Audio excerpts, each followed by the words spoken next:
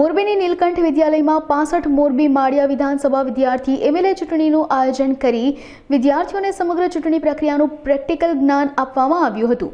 નીલકંઠ વિદ્યાલયમાં બાળકોને નાનપણથી જ ચૂંટણી પ્રક્રિયા વિશે પ્રેક્ટિકલ જ્ઞાન આપવા શાળા ખાતે ચૂંટણીનું આયોજન કરવામાં આવ્યું હતું।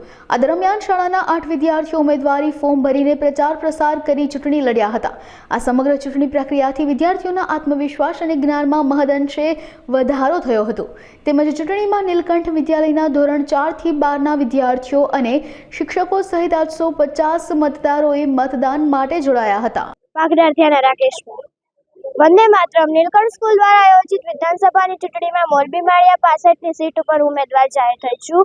નીલકંઠ સ્કૂલમાં એક વિધાનસભાની ચૂંટણીનું આયોજન કરવામાં આવેલું છે, જેમાં ધોરણ 4 થી 12ના તમામ વિદ્યાર્થીઓ અને શિક્ષકો મત આપી મારા સિવાયના બીજા 7 ઉમેદવાર ઊભા છે તેને ચૂંટી અને વિજેતા બનાવશે।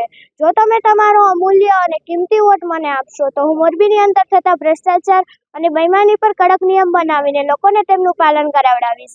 ગરીબ લોકોના બાળકો જે બાળપણમાં બાળ મજૂરીના ભોગ બને છે અને શિક્ષણ મેળવી શકતા નથી, તેવા બાળકો માટે હું શાળા બનાવીને શિક્ષણ અપાવડાવીશ। ઘણા લોકો ટ્રાફિક નિયમોનો ભંગ કરે છે, જેથી અકસ્માત જેવા કેસો સર્જાય છે, તેવા લોકોને હું ટ્રાફિક નિયમોનું પાલન કરાવડાવીશ। હજુ ઘણા વિસ્તારોની અંદર પાણી અને વીજળીની અવ્યવસ્થા છે, તેવા વિસ્તારોની અંદર હું પાણી અને વીજળીની વ્યવસ્થા કરાવડાવીશ। ઘણા લોકો પાસે પૈસા ન હોવાના કારણે મોટી બીમારી હોવા છતાં તે પોતાનો ઈલાજ કરાવી શકતા નથી, તેવા લોકો માટે હોસ્પિટલો બનાવીને તેમનો ઈલાજ કરાવડાવીશ। લોકોમાં જ્ઞાનનો વધારો કરવા માટે હું પુસ્તકાલય અને મોરબીમાં બાળકોને રમવા માટે કોઈ ગાર્ડન નથી, તેના માટે હું બાગ બગીચા બનાવડાવીશ। તારીખ 13/12/2024 શુક્રવારના રોજ તમે તમારો કિંમતી અને અમૂલ્ય વોટ મને આપી વિજેતા બનાવો એવી હું આશા રાખું છું। જય હિન્દ, જય ભારત। પટેલ ગ્રીષ્મા। નીલકંઠ સ્કૂલમાં યોજાયેલ એમએલએની ચૂંટણીમાં હું મોરબી માળિયા 65ની સીટ પર એમએલએ તરીકે ઊભી રહી છું। મારી સાથે બીજા 7 લોકો પણ એમએલએ તરીકે ઊભા રહ્યા છે।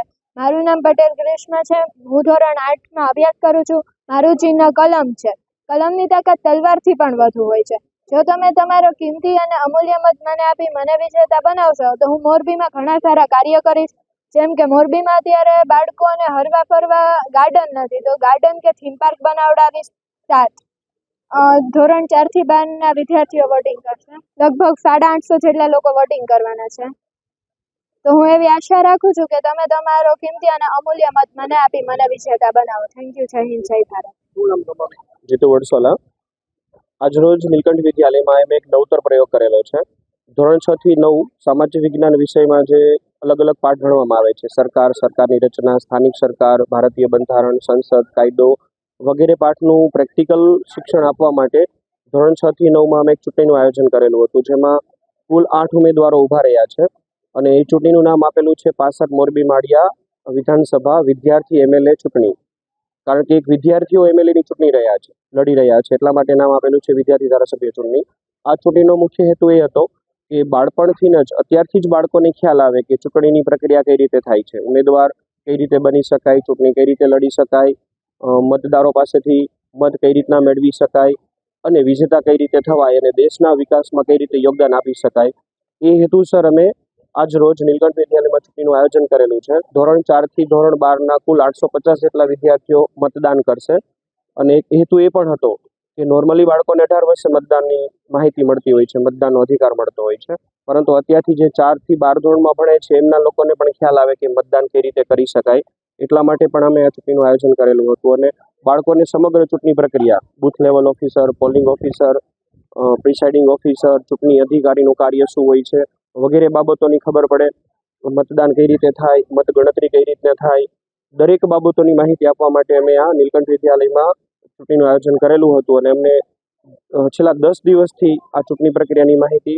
બાળકોને આપેલી હતી અને ઉમેદવારો એનું જાહેરાત કરીને મત મેળવવા માટે પ્રયત્ન કરી રહ્યા હતા, જેમનો બાળકોને, સ્કૂલના શિક્ષકોને અને ઉમેદવારોને ખૂબ જ પ્રેક્ટિકલ શિક્ષણ દ્વારા ફાયદો મળ્યો છે અને આ ચૂંટણીથી બાળકોના આત્મવિશ્વાસમાં અને ચૂંટણી પ્રક્રિયાની સંપૂર્ણ માહિતી મેળવીને તેના જ્ઞાનમાં પણ વધારો થયો છે।